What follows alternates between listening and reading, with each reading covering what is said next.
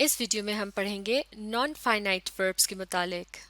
اس سے پہلے ہم نے ایک ویڈیو میں فائنائٹ وربس کے متعلق پڑھا تھا اور ان کے متعلق ہم نے یہ جانا تھا کہ یہ جملے کے مین یا اہم ورب کہلائے جاتے ہیں اور ان کا سبجیکٹ کے ساتھ بہت گہرا تعلق ہوتا ہے یا خاص تعلق ہوتا ہے. اس کے علاوہ ان کی مدد سے ٹینس کا بھی پتہ چلتا ہے، یعنی کسی بھی عمل کو کس زمانے میں کیا گیا، پاسٹ، پریزنٹ یا فیوچر، یعنی ماضی، حال یا مستقبل.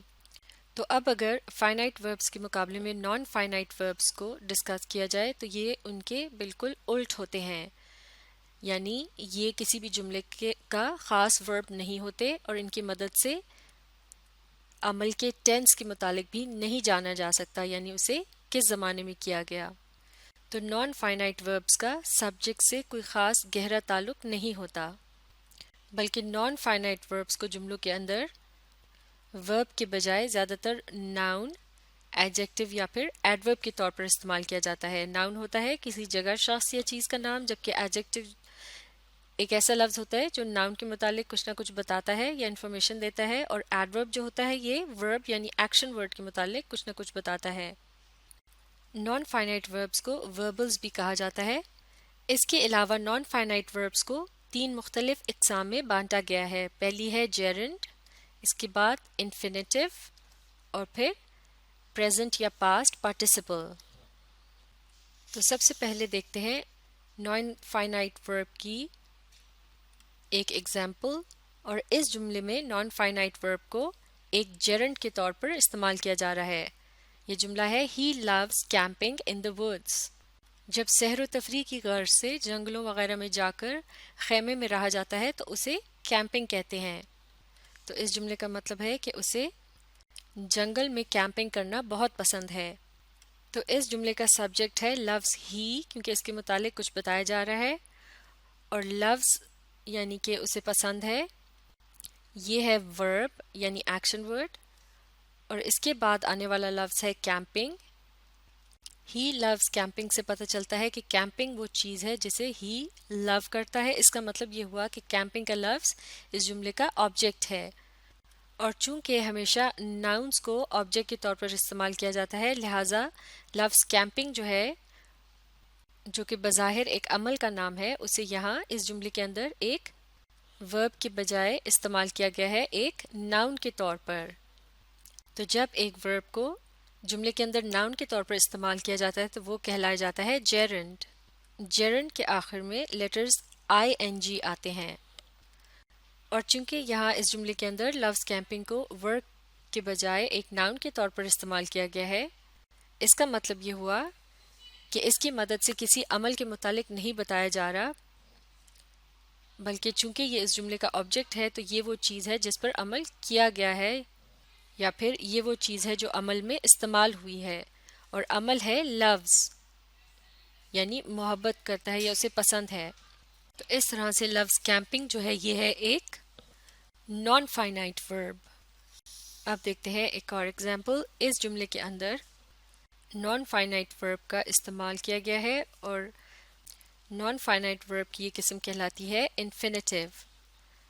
یہ جملہ ہے I need to go to sleep، یعنی مجھے ضرورت ہے سونے کی. تو اس جملے میں I ہے سبجیکٹ، need ہے مین ورب، need یعنی ضرورت ہے، اور یہاں لفظ sleep جو ہے یہ انفینیٹیو کے طور پر استعمال ہوا ہے. انفینیٹیو تب بنتا ہے جب کسی ورب کے سے پہلے لفظ to لگا دیا جاتا ہے. تو اس جملے میں بھی to sleep کے جو الفاظ ہیں یہ مین ورب نہیں ہیں. تو اس طرح سے یہ بھی نان فائنائٹ ورب کی ایک قسم ہے. اب ان 2 ایگزامپلس کو دیکھتے ہیں. ان میں نان فائنائٹ ورب کی جس قسم کو استعمال کیا گیا ہے اس کا نام ہے پارٹیسپل. پارٹیسپل 2 طرح کے ہوتے ہیں، پریزنٹ یا پاسٹ. پہلے جملے میں استعمال کیا گیا ہے پریزنٹ پارٹیسپل کا. پریزنٹ پارٹیسپل کی پہچان یہ ہوتی ہے کہ اس میں ایک ایسے لفظ کا استعمال کیا گیا ہوتا ہے جو کہ ایک ورب ہوتا ہے اور اس کے آخر میں لیٹرز ING کا اضافہ کیا جاتا ہے، جیسے کہ سلیپ سے بن گیا سلیپنگ. لیکن جملے کے اندر اسے ورب کے بجائے ایڈجیکٹو کے طور پر استعمال کیا جاتا ہے، یعنی ایک ایسا لفظ جو کہ ناؤن کے متعلق کوئی نہ کوئی انفارمیشن دیتا ہے. جیسے کہ اس جملے کو پڑھ کے دیکھتے ہیں. The sleeping dog snored peacefully. Sleeping dog से मुराद है वो कुत्ता जो कि सो रहा था, तो उसके मुतालिक बताया जा रहा है वो कुत्ता जो कि सो रहा था सुकून से खराटे ले रहा था। तो इस तरह से लफ्ज़ स्लीपिंग जो कि एक वर्ब की मदद से बना है, इस जुमले में इसे इस्तेमाल किया गया है एक एडजेक्टिव के तौर पर। तो अब ये कहलाया जाएगा एक पार्टिसिपल, और क्योंकि इसके आखिर में लेटर्स ing आ रहे हैं इसलिए ये है प्रेजेंट पार्टिसिपल। अब देखते हैं दूसरा जुमला। The washed car look like new, यानी धुली हुई गाड़ी बिल्कुल नई लग रही थी। तो इस जुमले में वॉश्ड का लफ्ज़ कार के मुतालिक बताने के लिए इस्तेमाल किया गया है कि गाड़ी किस तरह की थी, धुली हुई थी, लिहाजा इसे इस्तेमाल किया गया है एक एडजेक्टिव के तौर पर, क्योंकि ये नाउन को यानी कार को डिस्क्राइब कर रहा है। लेकिन लफ्ज़ वॉश्ड जो है ये वॉश जो कि एक वर्ब है उसके आखिर में लेटर्स ed लगाने से बना है, और इस जुमले में इसे वर्ब के बजाय एक एडजेक्टिव के तौर पर इस्तेमाल किया गया है। तो इस तरह से जब किसी वर्ब के आखिर में लेटर्स ed का इजाफा कर दिया जाए और उसे जुमले में एडजेक्टिव के तौर पर इस्तेमाल किया जाए तो फिर वो कहलाया जाता है पास्ट पार्टिसिपल। अब देखते हैं कि इन दोनों जुमलों में मेन वर्ब्स क्या थे। द स्लीपिंग डॉग स्नोर्ड ये है इस जुमले का मेन वर्ब,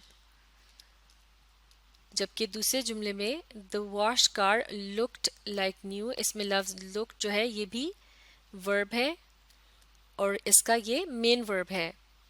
जबकि स्लीपिंग और वॉश्ड के अल्फाज जो कि वर्ब से ही बने हैं ये हैं नॉन फाइनाइट वर्ब्स। पहले जुमले में लफ्ज़ स्लीपिंग नॉन फाइनाइट वर्ब की जो किस्म है इसका नाम है प्रेजेंट पार्टिसिपल, जबकि दूसरे जुमले में लफ्ज़ वॉश्ड नॉन फाइनाइट वर्ब की एक किस्म है जिसका नाम है पास्ट पार्टिसिपल।